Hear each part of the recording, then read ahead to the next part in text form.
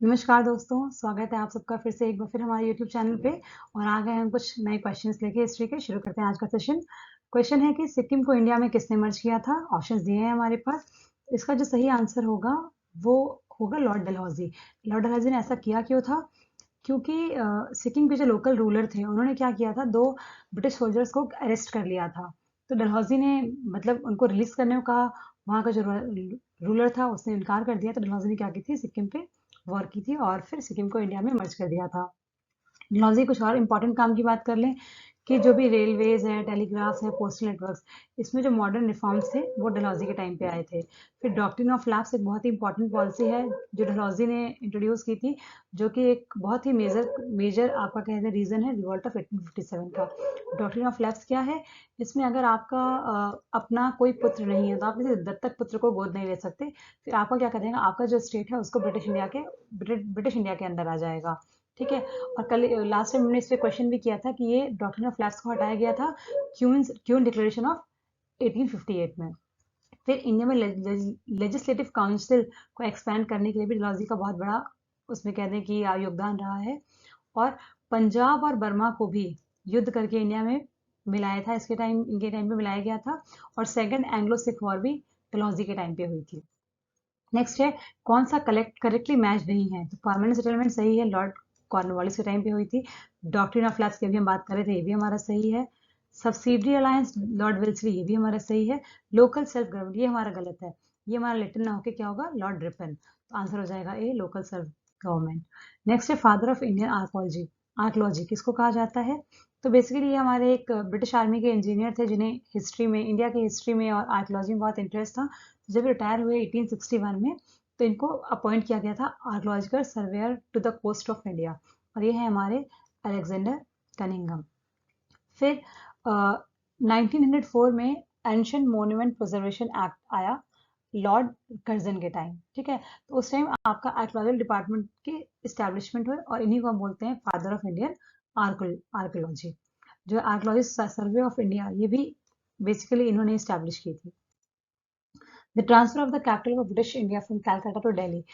कैलकाटा से दिल्ली कब ट्रांसफर हुआ? तो जो हमारे आपके ये जो है ब्रिटिशर्स जब इंडिया आए थे, तो आपका 1772 से 1911 तक जो हमारी कैपिटल थी वो क्या थी, कैलकाटा। 1911 में कैपिटल को कैलकाटा से शिफ्ट किया गया दिल्ली। किसके टाइम पे किया गया? लॉर्ड हार्डिंग के टाइम पे। ऐसा क्यों किया गया? क्योंकि उस टाइम दिल्ली का दरबार 1911 में लगा था, जिसमें हमारे जॉर्ज पंचम आए थे। बेसिकली दरबार लगाया जाता था ऐसा दिखाने के लिए कि जो भी आपकी प्लाइट्स हैं, प्रॉब्लम्स हैं राजाओं की या प्रिंसली स्टेट्स की, उनको सुना जाएगा और दूर किया जाएगा। ऑल्दो ऐसा कुछ होता नहीं था। इसका आंसर है लॉर्ड हार्डिंग। ये दिल्ली दरबार की एक फोटो है हमारी 1911 की। Next is Sir Thomson Munro. ये किस लैंड रिफॉर्म से इसमें जुड़े हुए हैं? तो इसका हमारा सही सही आंसर है रैयतवाड़ी सेटलमेंट। रैयतवाड़ी व्यवस्था क्या थी भाई? इसमें क्या था कि जो रेवेन्यू था वो हम क्या करते थे, डायरेक्ट फिक्स कर दिया था। और डायरेक्टली डील कैसे करते? रैयत मीन जो हमारे किसान भाई थे, जो लोग एक्चुअली में कल्टीवेट करते थे, उनसे डील किया जाता था। और उनको फ्रीडम दी गई थी कि वो नया लैंड एक्वायर कर सकते हैं और उसमें कल्टीवेशन कर सकते हैं। सही आंसर है ryotwari system. Poverty and the un British rule in India. ये बहुत ही एक फेमस बुक थी और इस बुक से क्वेश्चन और पूछा जाता है, ड्रेन ऑफ वेल्थ थ्योरी। दोनों ही क्वेश्चन है।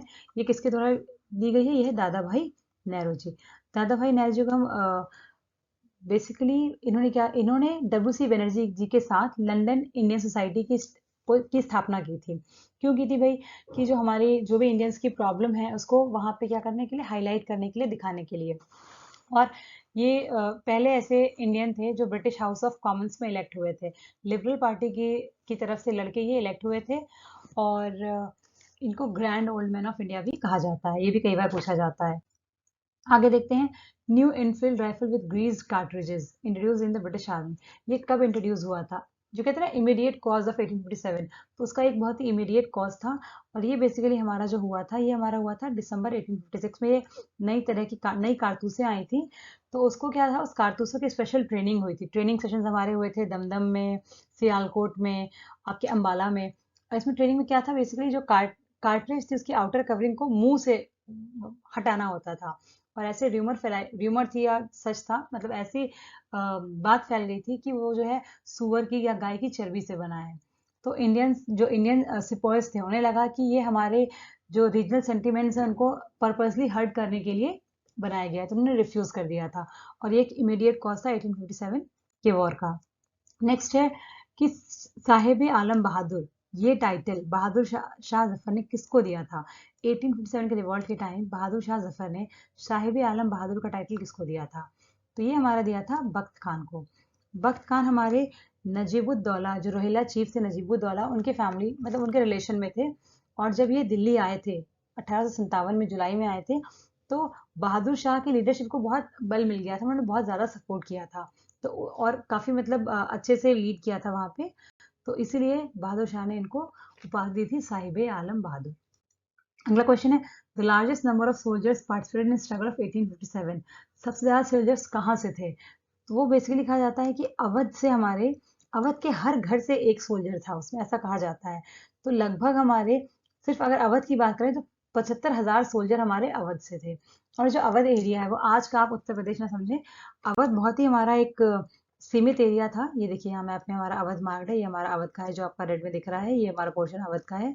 इसमें हमारे कुछ फैजाबाद, सुल्तानपुर, मिर्जापुर, प्रतापगढ़, मतलब थोड़ा एरिया, मतलब इतना बड़ा नहीं था जितना आज का हमारा यूपी है।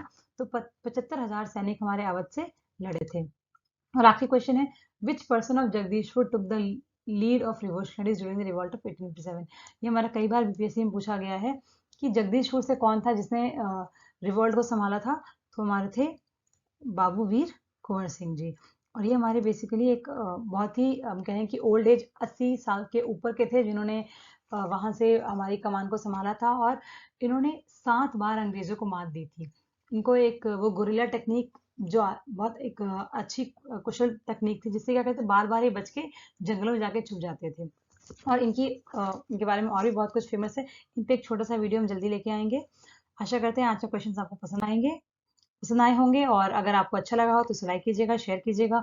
चैनल को सब्सक्राइब ना किया हो तो सब्सक्राइब कर लीजिएगा, ताकि आपको आगे भी ऐसे वीडियोस के नोटिफिकेशंस मिल सके। Thank you.